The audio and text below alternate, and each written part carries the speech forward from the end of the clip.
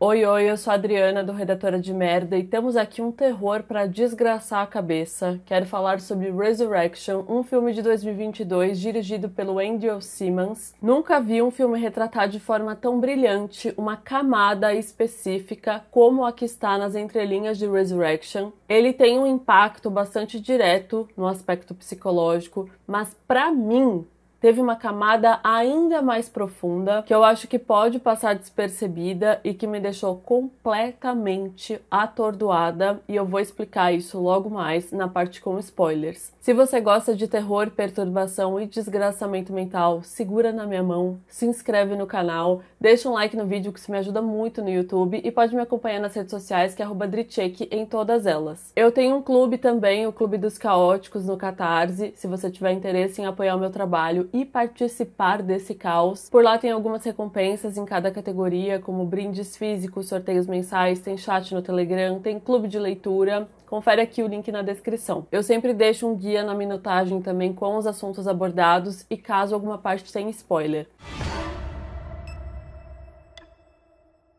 Em Resurrection, eu vou falar ressurreição, tá? Ressurreição aqui na tradução.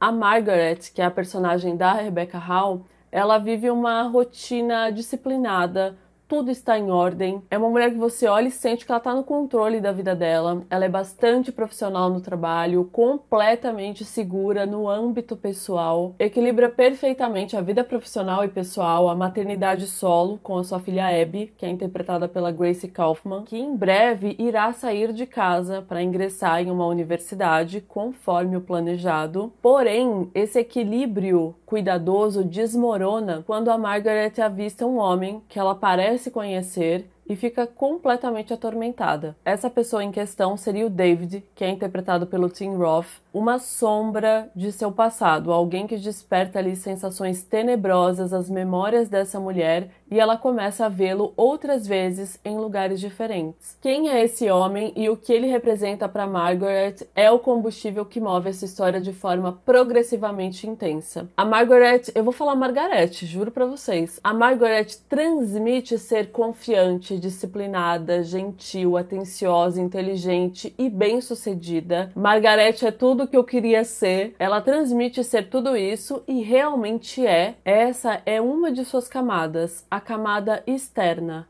E aí basta um estalo que essa camada é removida como uma casca, uma casquinha. E ela nos é descascada, camada por camada. E assim vamos tendo novas impressões sobre a Margaret e os motivos pelos quais ela sente certas afetações. A Rebecca Hall, assim, é difícil até falar sobre essa mulher, né? Porque que mulher. Mas ela é monstruosa nessa performance. Ela é incrível em tudo que faz, mas aqui é realmente algo muito forte, muito poderoso. Eu acho que é uma das melhores atuações que eu vi na minha vida, sem brincadeira. Tem uma cena específica de um monólogo que, nossa, a maneira com que ela transmite medo, ânsia, horror, é coisa de outro mundo. Força e fragilidade na mesma proporção.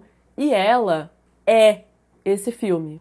Ela tá em cena o tempo inteiro. Ela é uma pessoa que tem a necessidade do controle, então é uma sensação de controle que ela exige na rotina diária dela inteira. No trabalho, ela é uma executiva de cargo importante, em casa é tudo impecável, elegante. Os cuidados com a filha, ela também corre, pratica ali corrida, que é mais um elemento também de disciplina. Tudo extremamente alinhado como ela planeja. Bem contrastante quando o controle sai de cena e o descontrole toma conta. O controle é um ponto-chave nessa obra, de diversas formas. Ele acontece em pontos diferentes e simultâneos. Margaret tem sentimentos intensos e conflitantes dentro de si, mescla de dor e ódio. Ela tem muita fúria dentro de si e muito desespero também, que ela canaliza no controle, na ânsia em querer controlar tudo. E é desconfortável testemunhar esse declínio da Margaret, tentando dominar suas próprias emoções e ações. Agora eu quero comentar algumas cenas que são importantes, cenas chaves ali, citar alguns fatos e interpretações minhas, coisas que eu quero falar mais abertamente, me aprofundar, então teremos aí uma zona de spoilers. Eu vou dar alguns spoilers, eu recomendo você assistir ao filme primeiro e depois voltar aqui pra gente conversar. Se você curtiu o conteúdo até aqui, deixa um like pra me dar uma força também. Aberta então a zona de spoilers. E bom, numa primeira camada, na superfície, o que temos é uma mulher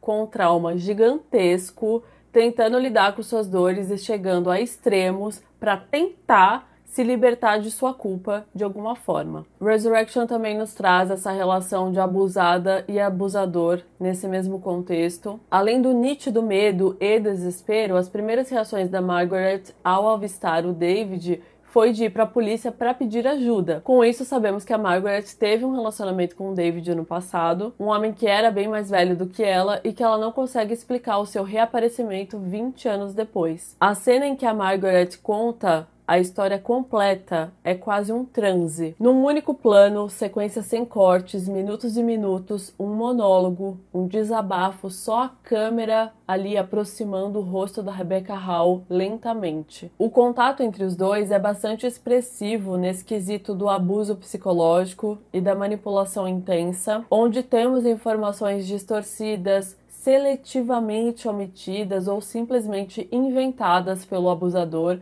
com a intenção de fazer a vítima duvidar de sua própria memória, percepção e sanidade. Infelizmente, um exemplo clássico da misoginia para muitas mulheres que são taxadas como loucas e são forçadas, manipuladas a acreditarem que são loucas ou que estão erradas. E isso é muito explícito e muito incômodo de ver no filme, principalmente sendo mulher. É um impacto declarado acompanhar o poder que esse homem exerce na personagem depois de tanto tempo e de tantas maneiras. É uma manipulação violenta, literalmente violenta, violenta consigo mesmo e com o que está ao seu redor, fazendo com que ela haja de formas que ela não agiria normalmente para agradá-lo e manter tudo em ordem. E isso tudo também se encaixa numa outra camada para mim, que foi o que eu comentei sobre ser uma camada específica, extremamente pessoal, então é uma interpretação íntima até, que mesmo eu tendo consciência da proposta do filme em mostrar os efeitos do abuso psicológico em uma pessoa, eu não consegui enxergar outra coisa desde que o filme começou. E quando a palavra gentileza foi citada no filme pela primeira vez, eu juro que eu senti tudo saindo do meu corpo, o cérebro descolando assim, porque toda essa descrição sobre as gentilezas, os agrados e as tarefas a se cumprir para manter a ordem em troca é TOC. Transtorno obsessivo compulsivo, a psicanálise chama de neurose obsessiva. O TOC ele costuma ser propagado popularmente como uma agonia referente a uma quebra de padrão, a uma coisinha fora do lugar, né? Uma organização ou mania, simplesmente. Ou quando muito aparece aí o exemplo de lavar a mão, sei lá quantas vezes por dia. O TOC não é um incômodo repentino. É uma condição que te atormenta 24 horas por dia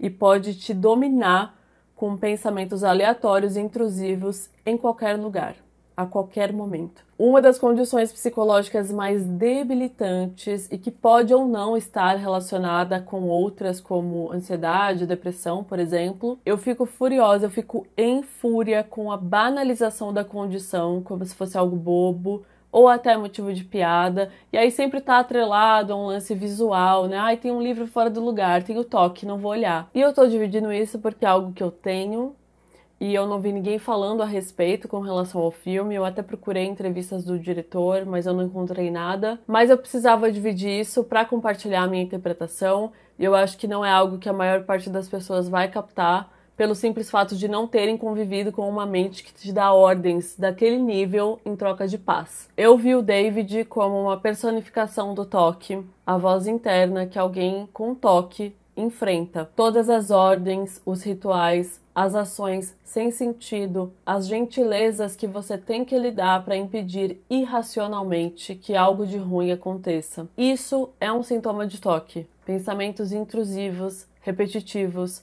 paranoia que dominam o ser. É muito doido e irônico que o toque vem associado com o controle, estar no controle de uma situação onde esse controle é absolutamente racional, porque beira a um superpoder. A ideia do controle é quem controla. Por isso eu falei sobre descontrole. O controle é uma ilusão. Então, no caso da Margaret cedendo à vontade do David, porque se ela fosse descalça para o trabalho, nada de mal ia acontecer com a sua filha. Na cabeça de quem tem toque, obedecer esses comandos é uma forma de controlar tudo ao seu redor, mesmo tendo consciência de que as coisas não funcionam dessa forma.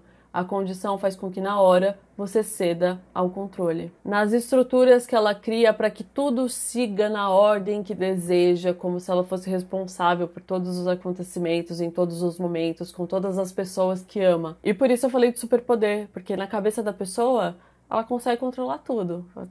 Ó, jogou aqui pra mim, eu cuido de tudo, eu salvo todo mundo. E o toque é algo que pode se manter controlado ou até adormecido por um tempo e ter, de repente, algum gatilho repentino que faça ele voltar. Pode ou não estar associado com algum tipo de trauma. No filme a gente tem esse trauma, né? Como é o exemplo da culpa que ela carrega pela morte do primeiro filho e faz com que ela tenha toda essa canalização no controle e nas compulsões. A Margaret, desde o início, tem os indícios metódicos de disciplina, mas o toque arrebatador ressurge, se manifesta com mais força nela quando a filha sofre o acidente de bicicleta. Parece que volta nela toda a insegurança de não ser uma boa mãe, de perder sua filha e todos os medos de que algum mal aconteça a ela. É depois desse fato que ela vê o David no auditório. O David volta à sua vida e ordena que ela recomece seus rituais. E isso é tão forte para mim que, na minha visão, assim, a ressurreição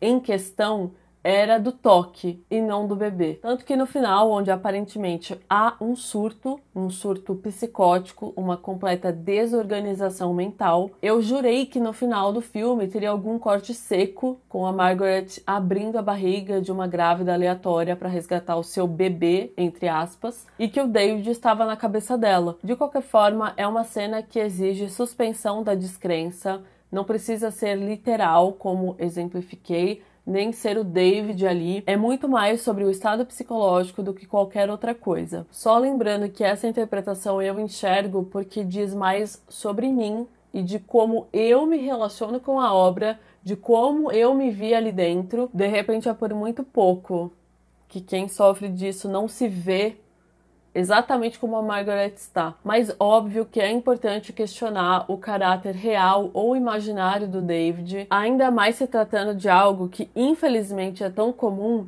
como é o abuso e a manipulação psicológica em relacionamentos, né? E aí sejam relacionamentos românticos, familiares, profissionais, de amizade. E o final é um grande impacto. Tudo estar pleno, em ordem, em paz, a perfeição suprema, como se fosse um sonho, e um sonho que nunca vai se realizar, a perfeição estimada que não dá para alcançar, pelo simples fato de que os traumas podem retornar, mas a ressurreição da vida é impossível de acontecer. E o fato da Margaret parecer assustada em meio à perfeição daqueles segundos finais revela que a sua ansiedade, sua compulsão, sua neurose vão acordá-la desse sonho que não existe. Com licença que eu vou fazer uma intervenção no meu próprio texto, que na hora de editar esse vídeo eu percebi que eu esqueci de mencionar uma coisa bem importante. Tem um momento no começo do filme que a Margaret vai fazer um brinde com a filha, e aí ela pede um momento, dá um beijo na própria mão, assim, no punho, e encosta esse punho na bochecha da Abby e dá como se fosse um soco leve. E a Abby até pergunta, que porra é essa? E ela diz, nada. E num olhar comum, isso parece inofensivo, é uma mania, qualquer coisa. Porém, no contexto do toque, da compulsão, obsessão, do trauma, é bastante forte. Porque é a pessoa cedendo à necessidade da mente de fazer esse gesto, de executar esse gesto. E aí o mais impactante, pensando por esse viés, porque ela retorna com essa mesma coisa, com esse mesmo gesto no final, que muito provavelmente serve ali como gatilho para a perfeição que ela está vivendo momentaneamente desmoronar. E por isso que ela até toma um fôlego no minuto, no segundo final. Acho que o diretor dá essa liberdade de interpretação, de se projetar de alguma forma e tirar algo seu do que está na tela, pelo menos eu fiz isso, de como as situações podem conversar com cada pessoa. Eu gosto muito dessa sensação, inclusive. Um filme incômodo e perturbador, que vai incomodar, vai perturbar de formas diferentes, sem pedir muita licença. Fico por aqui, lembrando que tem todos os detalhes na descrição. Me conta aí qual foi a sua interpretação, se você já assistiu. Se você for assistir, me marca que eu quero acompanhar, quero repostar. A gente continua conversando nos comentários. Um beijo e até a próxima.